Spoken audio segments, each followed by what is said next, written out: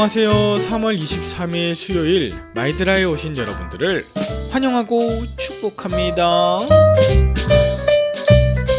어제는 출애굽기 14장을 설교처럼 여러분께 나누었는데요. 다양한 코멘트들이 있었습니다. 교회 온 것 같다, 분량이 길다, 여러가지 이야기가 있었는데 오늘은 출애굽기 15장 가지고 제가 하고 싶은 대로 할 거예요. 우리 인생에 홍해를 만났지만 그것을 가르시고 해피엔딩으로 언제나 끝이 났으면 좋겠지만 우리의 삶은 계속된 연속입니다. 출애굽기 15장에 대해서 오늘 함께 나눌 때 하나님께서 여러분에게 직접 말씀하시는 귀한 아침 되길 간절히 바라는 마음으로 오늘도 힘차게 마이드라를 시작해 보도록 하겠습니다. 자, 출발!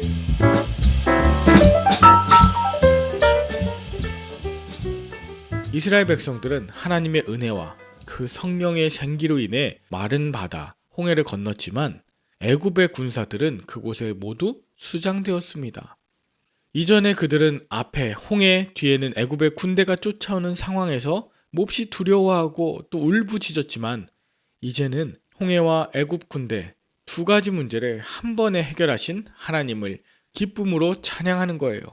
하나님의 능력을 찬양하는 이러한 기쁨은 자기에게서 끝나지 않고 누군가에게로 이어집니다. 모세의 찬양이 이스라엘의 찬양으로 이어졌고 미리암의 찬양은 여인들의 찬양으로 이어졌습니다.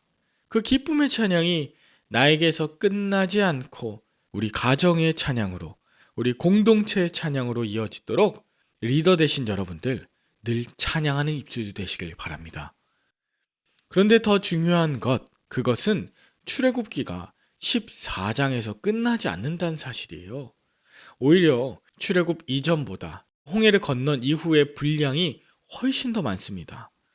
제가 거듭 강조하지만 구원의 확신보다 더 중요한 것은 구원받은 이후 하나님의 말씀을 이루며 사는 것, 그것이 더 중요하다고 말씀드렸죠. 구원받은 백성이 그 은혜에서 끊어지지 않기 위해 하루하루 우리의 구원을 완성해 나가는 것, 우리가 이것을 잊으면 안 되겠어요. 그런 의미에서 이스라엘 백성들이 홍해를 건넌 후에 바로 가게 되는 곳이 바로 시내산입니다. 오늘 본문 15장부터 19장까지는 이 시내산에 도착하기까지의 과정이 소개될 것이고 20장부터는 시내산에서 하나님이 출애굽한 백성들이 어떻게 살아가야 되는가에 대한 말씀을 들려주실 거예요. 자, 본문 15장에 아까 찬양하는 내용뿐만 아니라 3일 길을 걸은 후에 마실 물을 구하지 못해서 불평하고 원망하는 이야기가 동시에 나옵니다. 그들이 마실 물이 없고 기껏 발견한 물이 있었지만 도저히 써서 마실 수가 없었던 것. 속이 상한 이스라엘 백성들, 모세를 향해 불평과 원망을 쏟아내는 것 이해가 갑니다. 그러나 하나님께서는 불평하는 그들에게 나뭇가지를 통해 쓴 물을 달게 바꾸게 하셨습니다. 그리고 백성들로 하여금 그 물을 마실 수 있게 하셨어요.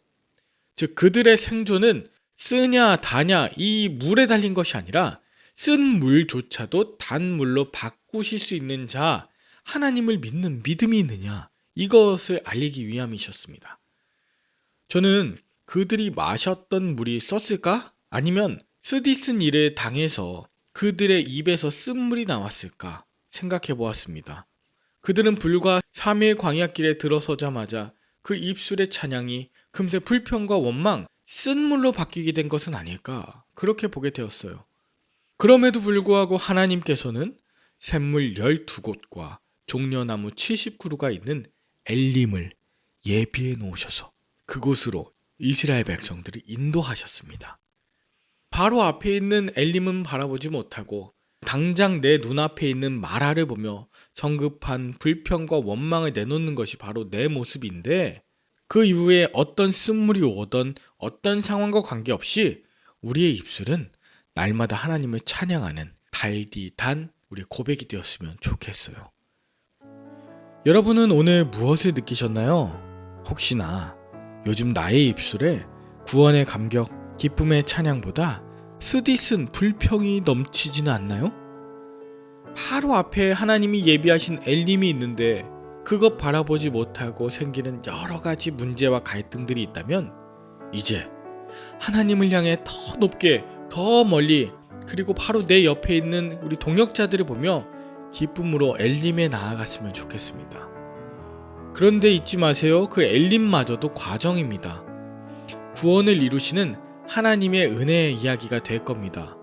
홍해도, 마라도, 엘림도 다 지나가지만 영원한 하나님의 말씀 우리가 붙잡고 포기하지 말자고, 함께 가보자고 구원의 손을 내미시는 여러분과 저의 손, 그리고 함께 찬양하는 입술 되길 간절히 기도합니다. 함께 기도할까요? 하나님 아버지, 우리의 입술을 지켜 주시옵소서.